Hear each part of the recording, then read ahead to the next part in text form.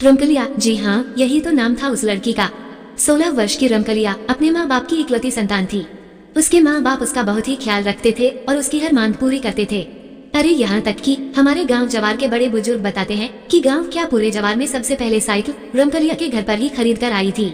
उस साइकिल को देखने के लिए गांव जवार टूट पड़ा था। रमकलिया उस समय उस साइकिल को लंगड़ी चलाते हुए गधाई खेत खलिहान सब घूम आती थी। रमकलिया बहुत ही नटखट थी और लड़कों जैसा मटरगश्ती करती रहती थी। वो लड़कों के साथ कबड्डी, चिट्का आदि खेलने में भी आगे रहती थी। एक बार कबड्डी खेलते समय गलगोदही करने को लेकर झगड़ा हो गया। अरे देखने वाले तो बताते हैं कि रमकलिया ने विपक्षी टीम के लड़कों को दौड़ा दौड़ा कर मारा था, पानी पिला पिला कर मारा था। किसी के दांत से खून निकल रहा था तो कोई चिल्लाते हुए अपने घर की ओर भाग रहा था। रमकलिया से उसके हमउम्र लड़के पंगा लेना उचित नहीं समझते थे, क्योंकि उसके हमउम्र लड़के उसे उजर और झगड़ालू टाइप की लड़की मानते थे। कोई उसके मुंह लगना पसंद नहीं करता था। हाँ, यह अलग बात थी कि सभी लड़के उससे डरते थे। मई का महीना था, कड़ाके की गर्मी पड़ रही थी। रमकलिया खर खर दोपहरिया में अपनी साइकिल उठाई और गांव से बाहर अपने बगीचे की ओर चल दी। उसका बगीचा धोबरिया गधई के किनारे था। इस बगीचे में आम और महुए के पेड़ों की अधिकता थी। यह बगीचा गांव से लगभग 1 किलोमीटर की दूरी पर था। बगीचे में पहुंचकर पहले तो रमकलिया खूब साइकिल हनहनाई, पूरे बगीचे में दौड़ाई और पसीने से तरबतर हो गई। उसने बगीचे के बीचों बीच एक मोटे आम के पेड़ के नीचे साइकिल खड़ी करके अपने दुपट्टे से चेहरे का पसीना पोंछने लगी। पसीना उसीना पोंछने के बाद पता नहीं रमकलिया को क्या सूझा कि वो उसी पेड़ के नीचे अपना दुपट्टा बिछाकर उस पर लेट गई। बगीचे में लेटे लेटे ही रमकलिया का मन पंछी उड़ने लगा। वह सोचने लगी कि उसके बाबूजी उसके लिए एक वर की तलाश कर रहे हैं। वह थोड़ा सकुचाई, थोड़ा मुस्काई और फिर सोचने लगी, एक दिन एक राजकुमार आएगा और उसे बिया कर ले जाएगा। पता नहीं वह कैसा होगा, कौन होगा, कहाँ का होगा। पता नहीं मैं उसके साथ खुश रह पाऊंगी कि नहीं, पर खैर जो ईश्वर की मर्जी होगी वही होगा। बाबूजी उसके लिए जैसा भी लड़का खोजेंगे वो उसी से शादी करके खुश रहेगी। उसे पक्का विश्वास था कि उसके बाबूजी उसकी शादी जरूर किसी धनवान घर में करेंगे, जहाँ उसकी सेवा के लिए जरूर कोई न कोई नौकरानी होगी। अभी रमकलिया इन्हीं सब विचारों में खोई थी कि उसे ऐसा आभास हुआ कि उसके सिर की तरफ कोई बैठकर उसके बालों में अंगुली पिरो रहा है। रमकलिया के साथ ऐसा पहली बार नहीं हो रहा था, ये तो आए दिन की बात थी। बकरी गाय आदि चराने वाले लड़कियां या लड़के चुपके से उसके पीछे बैठकर उसके बालों में अंगुली पिरोते या सहलाते रहते थे, और रमकलिया भी खुश होकर उन्हें थोड़ा बहुत अपना साइकिल चलाने को देती थी। पर पता नहीं क्यों आज रमकलिया को यह आभास हो रहा था कि अंगुली कुछ इस तरह से पिरोई जा रही है कि कुछ अलग सा ही एक अनजान आनंद का एहसास हो रहा है। ऐसा लग रहा है कि कोई बहुत ही प्रेम से बालों को सहलाते हुए अपनी अंगुलियां उसमें पिरो रहा है। आज रमकलिया को एक अलग ही आनंद मिल रहा था, जिसमें उसकी यौवन की खुमारी भी छिपी लग रही थी। उसके शरीर में एक हल्की सी गुदगुदी हो रही थी और उसे अंगड़ाई लेने की भी इच्छा हो रही थी, पर वह बिना शरीर हिलाए चुपचाप लेटी रही। उसे लगा कि अगर उठकर बैठ गई तो यह स्वर्गिक आनंद पता नहीं दोबारा मिलेगा कि नहीं।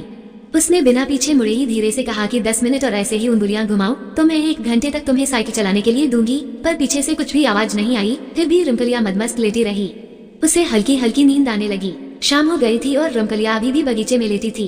तभी उसे उसके बाबूजी की तेज आवाज सुनाई दी, रामकली, बेटी रामकली, अरे कब से यहाँ आई है? मैं और तुम्हारी माँ कब से तुम्हें खोज रहे हैं। इस सुनसान बगीचे में जहाँ कोई भी नहीं है, तू निडर होकर सो रही है।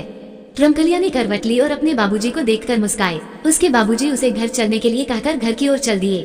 रमकलिया उठी, साइकिल उठाई और लगड़ी मारते हुए गांव की ओर चल दी। उस रात पता नहीं क्या हुआ कि रमकलिया ठीक से सो न सकी। पूरी रात करवट बदलती रही। जब भी सोने की कोशिश करती, उसे बगीचे में घटी आज दोपहर की घटना याद आ जाती। वह बार बार अपने दिमाग पर जोर डालकर यह जानना चाहती थी कि आखिर कौन था वह। वह पछता रही थी। उसे लग रहा था कि पीछे मुड़कर उसे उससे बात करनी चाहिए थी, लेकिन वो करे भी तो क्या करे। उस अनजान व्यक्ति के कोमल प्यार भरे स्पर्शों से उसे अचानक कब नींद आ गई थी पता ही नहीं चला था। अरे अगर उसके बाबूजी बगीचे में पहुंचकर उसे जगाते नहीं तो पता नहीं कब तक सोती रहती। सुबह जल्दी जगकर रमकलिया फिर अपनी साइकिल उठाई और उस बगीचे में चली गई। सुबह की ताजी हवा पूरे बगीचे में हिचकोले ले रही थी, पर पता नहीं क्यों सरसराती हवा में, पत्तियों टहनियों से बात करती हवा में रमकलिया को एक भीनी भीनी मदमस्त कर देने वाली सुगंध का आभास हो रहा था। उसे ऐसा लग रहा था कि आज पवन देव उसके बालों से खेल रहे हैं। वो लगभग 1 घंटे तक बगीचे में रही और फिर घर वापस आ गई। घर आने के बाद रमकलिया पता नहीं किन यादों में खोई रही। उसी दिन फिर से खड़खड़ दोपहरिया में रमकलिया का जी नहीं माना और वह साइकिल उठाकर बगीचे की ओर चली गई। बगीचे में 3-4 राउंड साइकिल दौड़ाने के बाद फिर रमकलिया एक आम के पेड़ के नीचे सुस्ताने लगी। उसे कुछ सूझा। वो हल्की सी मुस्काई और अपने दुपट्टे को अपने सर के नीचे लगाकर सोने का नाटक करने लगी।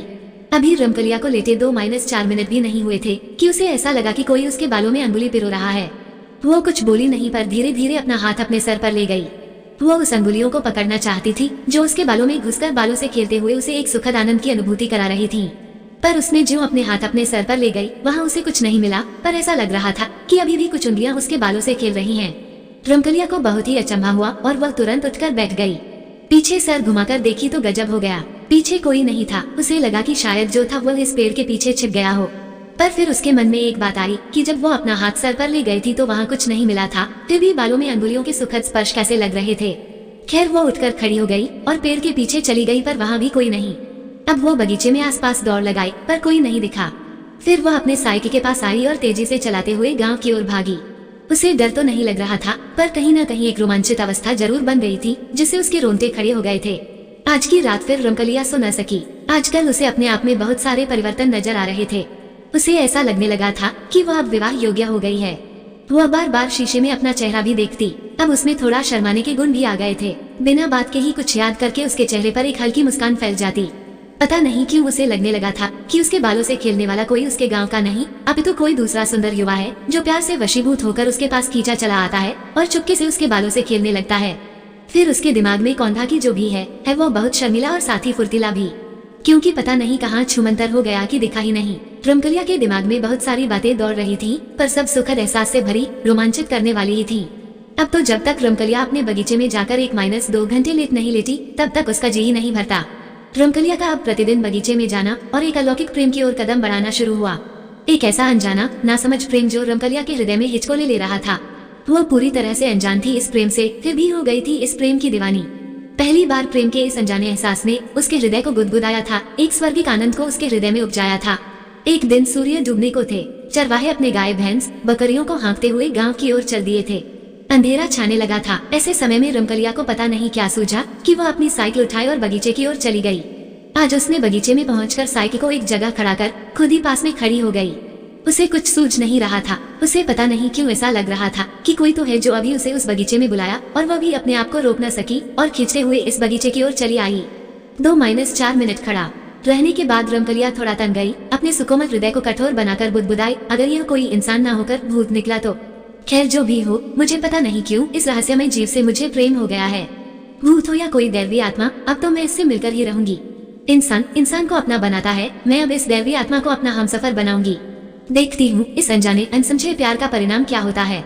अगर वह इंसान नहीं तो कौन है और किस दुनिया का रहने वाला है, कैसी है उसकी दुनिया। ये सब सोचती हुई रमकलिया अपने साइकिल का हैंडल पकड़ी और उसे डुबराते हुए बगीचे से बाहर आने लगी। अब बगीचे में पूरा अंधेरा पसर गया था और साथ ही सन्नाटा भी। हाँ, रहकर कभी कभी गांव की ओर से कोई आवाज उठाती थी। रात को रमकलिया अपने कमरे में बिस्तरे पर करवटें बदल रही थी। नींद उसकी आंखों से कोसों दूर थी। एक अजीब सिहरन गुदगुदी का एहसास हो रहा था उसको। उसे कभी हंसना तो कभी रोना आ रहा था। तभी अचानक उस कमरे के जंगले से एक बहुत ही तेज डरावनी सरसराती हवा अचानक कमरे में प्रवेश की। बिना बहती हवा के अचानक कमरे में बैठी इस डरावनी हवा से रमकलिया थोड़ी सहम गई और फटाक से उठकर बैठ गई। उसकी सांसें काफी तेज हो गई थीं। वह धीरे धीरे लंबी सांस लेकर अपने बढ़ते दिल की धड़कन को भी काबू में करने का प्रयास किया। तभी उसे ऐसा लगा कि कोई उसके कान में हौले हौले भारी आवाज में गुनगुना रहा हो। बढ़ती दिल की धड़कन कुछ तो कह रही है, मैं तेरा दीवाना जलता परवाना हूँ, तुम क्यों नहीं समझ रही है। इसी के साथ उसे लगा कि वह सरसराती हवा उसके बिस्तरे के बगल में हल्के से मूर्त रूप में स्थिर हो गई है, पर कुछ भी स्पष्ट नहीं है। अचानक उसे लगा कि वही बगीचे में वाले सुकोमल हाथ फिर से उसके बालों के साथ खेलने लगे हैं, उसे एक चरम आनंद की अनुभूति करा रहे हैं। वह चाहकर भी कुछ न कह सकी और धीरे धीरे फिर से लेट गई। अरे यह क्या, उसके लेटते ही ऐसा लगा कि उसके कमरे में रखी एक काठ कुर्सी सरकते हुए उसके सिरहाने की ओर आ रही है। वह करवट बदली और उस काठ कुर्सी की ओर नजर घुमाई, तब तक वो काठ कुर्सी उसके सिरहाने आकर लग गई। फिर बिना कुछ कहे एक मदमस्त अलहड़ प्रेमांगना की तरह अंगड़ाई लेते हुए सांसों को तेजी के साथ छोड़ते हुए वह फिर से चुपचाप बिस्तरे पर लेट गई। उसके लेटते ही वह सुकोमल हाथ फिर से उसके बालों से खेलने लगे। वो एक कल्पित दुनिया की सैर पर निकल गई। बाकी की कहानी पार्ट 2 में। इसके लिए आप चैनल को सब्सक्राइब करके रख सकते हो।